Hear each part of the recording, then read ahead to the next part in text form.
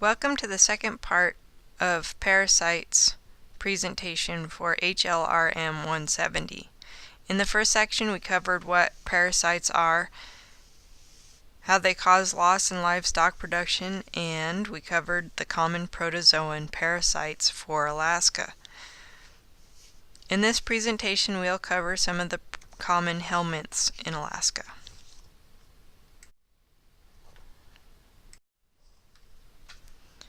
The helminths are classified into nematodes, which are roundworms, and platyhelminths, which are flatworms.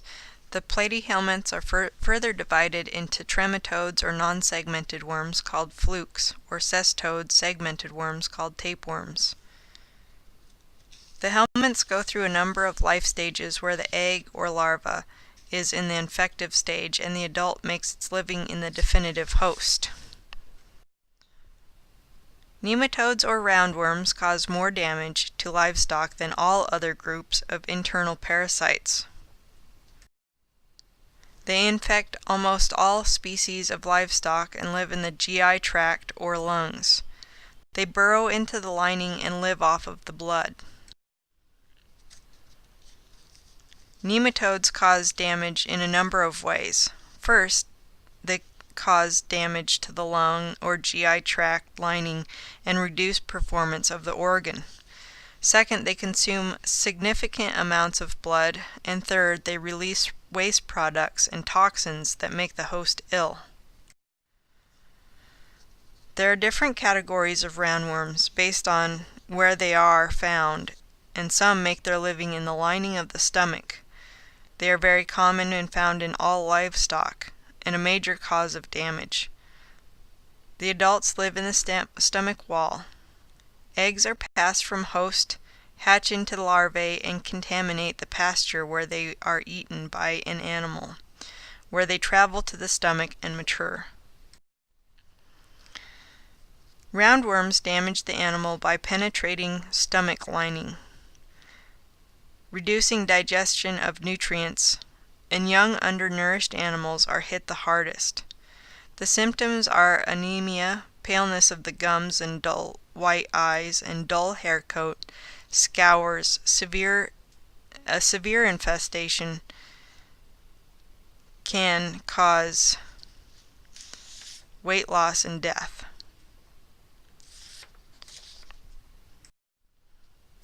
Another type of roundworm is called the strongyle that lives in the intestine of the host, where it burrows into the lining, causing scar tissue, which reduces the efficiency of absorption.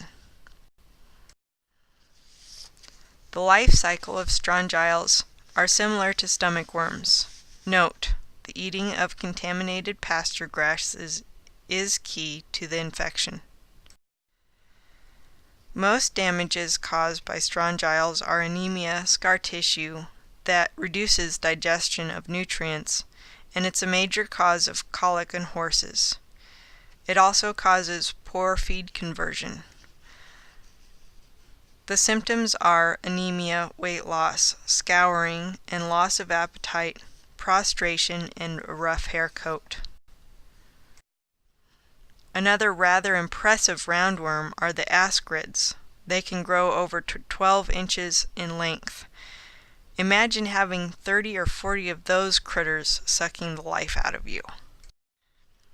Ascarids have a different life cycle where the eggs are picked up from contaminated pastures. Larvae burrow into the intestine but continue on feeding to the liver, heart, and lungs, where they are coughed up, swallowed. They reach the intestines a second time and develop into adults. The damages ascarids cause are pneumonia, weight loss, lung damage, colic in horses, and the symptoms that show are weight loss, dull hair coat, and colic.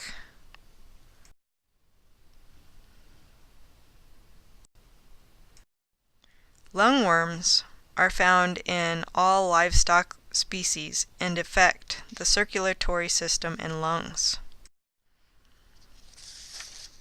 The life cycle of the lungworms are: the eggs are laid in the lungs of the animals.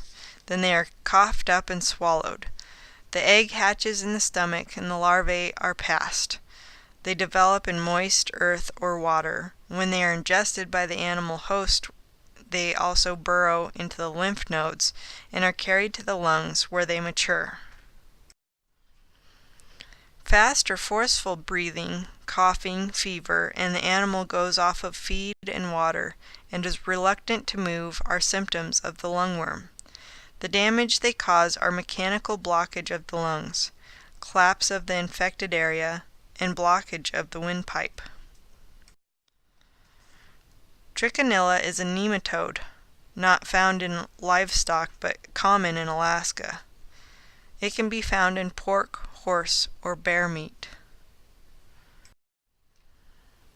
Adult trichinella in the intestines of the host produce larvae that migrate to the muscle tissues and become encysted. A human eats undercooked meat containing the cysts, and the larvae mature into adults in the intestine. Larvae are shed and then burrow and encyst in the muscle tissue. Ouch! Don't forget to watch the next part of Parasites for HLRM 170.